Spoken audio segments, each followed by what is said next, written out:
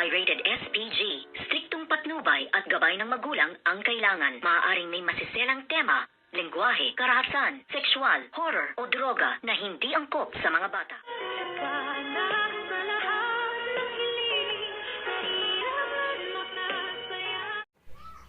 Good afternoon and welcome sa aking munting channel. Darating na nga ng Pilipinas, ito ngang si Eric upang silayan nga sa huling pagkakataon ang kanyang anak na si Justin na sa ngayon nga ay sumakabilang buhay na dahil nga sa kagagawan nitong baliw na si Doc Carlos Benitez. At ngayon naman ay laking gulat nga nitong demonyitang si Moira nang makita na nga itong si Eric na dumating na nga ng Pilipinas. At ngayon din naman ay magugulat nga itong si Eric dahil nga ang pagkakaalam niya itong ang si Moira ay namatay na at wala na nga rin ito. Ngunit hindi naman maniniwala nga na itong ang si Eric ay sasabihin ni Morgana hindi siya si Moira at siya raw si Morgana. Hindi basta-basta maniniwala si Eric sa kanya dahil nga alam niya ang likaw ng bituka ng demonyitang si Moira. At dito naman ay habang pupuntahan niya sana itong demonyitang si Moira ay narinig niya nga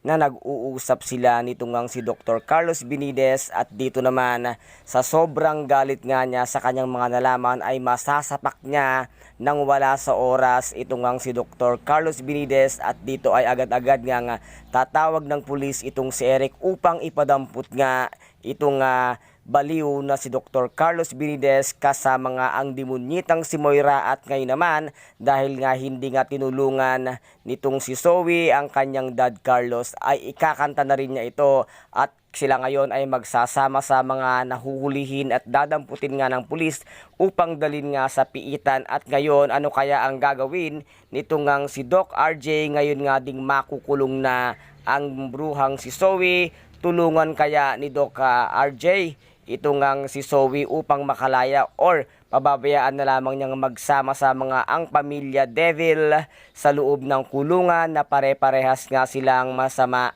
na wala nang pinagkaiba. Kaya guys, ito po ang ating pakaabangan kung makakalaya ba si Zoe sa gagawin ngayong pagpapakulong nitong ang si Eric sa buong pamilya nga nitong si Doc Carlos kasama nga ang demonyitang si Moira at bruhang si Zoe. Kaya guys, ito po ang ating pakaabangan dito nga sa nalalapit na pagtatapos ng abot kamay na pangarap. Kaya guys, kung nagustuhan po ninyo ang aking videos for today, paki-subscribe na lamang po ng aking channel, paki-like and share para maging update kayo sa lahat ng gagawin kong videos. Maraming salamat po. Ingat, God bless and bye-bye.